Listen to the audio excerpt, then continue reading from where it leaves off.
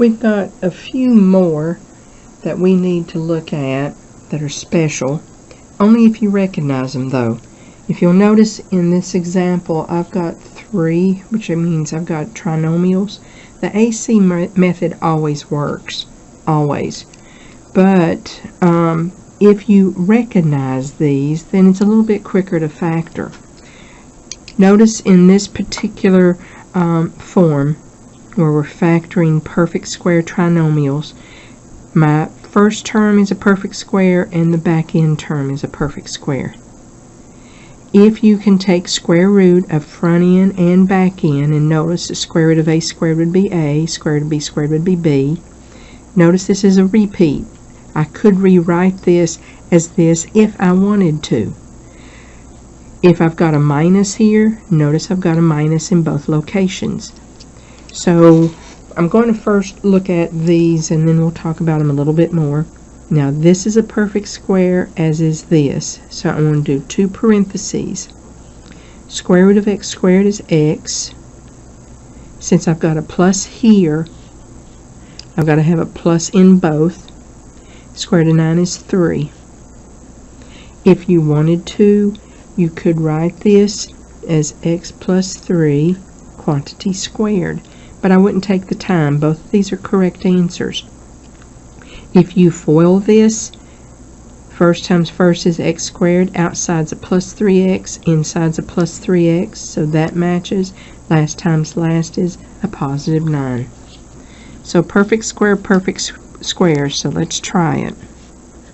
Square root of x squared is x. Since I have a minus, I've got to have a minus in both locations. Square root of 64 would be 8.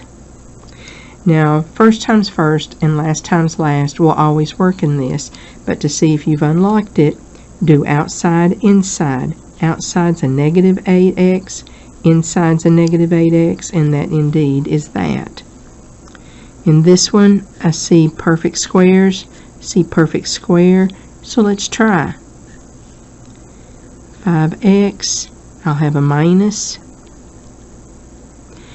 Square root of 36, 6. Try foiling that and see if it works.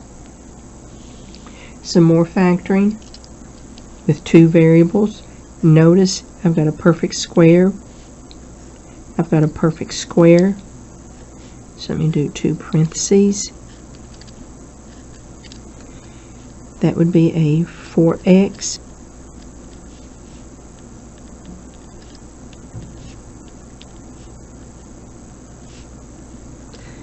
Square root of that would be 5y. Foil it and see if it works. If you tried the AC method on this, 16 times 25 is a rather large number.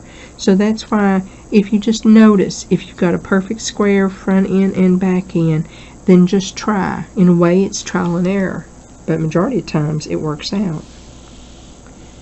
Factoring sum or difference of 2 cubes. The idea, really where you need to start here, is make sure that the first value is a perfect cube and the back one is as well. Now this SOAP is referring to the signs. If you can get it into this form, then this trinomial back here is rather easy. But cube root of a cubed is a, cube root of b cubed is b. Now you use the same sign as the original problem. The next sign is always opposite. Last is always positive. So that's the same, opposite, always positive, referring to your signs. So check this one out. I've got a minus, opposite, positive. Now, to get this in here, square this, multiply the 2 values together, square that. So let's try it down here. First, rewrite it as perfect cubes. Let me show you where cube root is on your calculator. It's under math. If you press math, it's number 4. And if I put 8 in, then press enter. My next number I think was 27.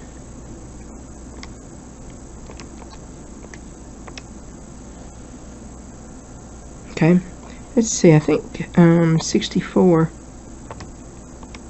Let's see if 64 is a perfect cube. Okay, so if you don't know him, if you don't know these, some of those I don't know, but I know how to find it via a calculator. So now let's try this. X plus 2. Do not look back up here to answer in here. Square that. Multiply the 2 together. Square that.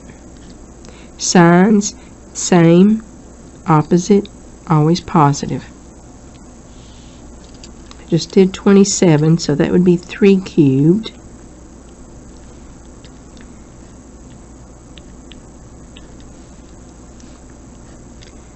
Square that. 3 times 3 will give you a 9. Multiply the 2 together. Square the back end. Your signs, see if you can get them. Okay, so try these and see how you do on them. Thank you. Oh, sorry.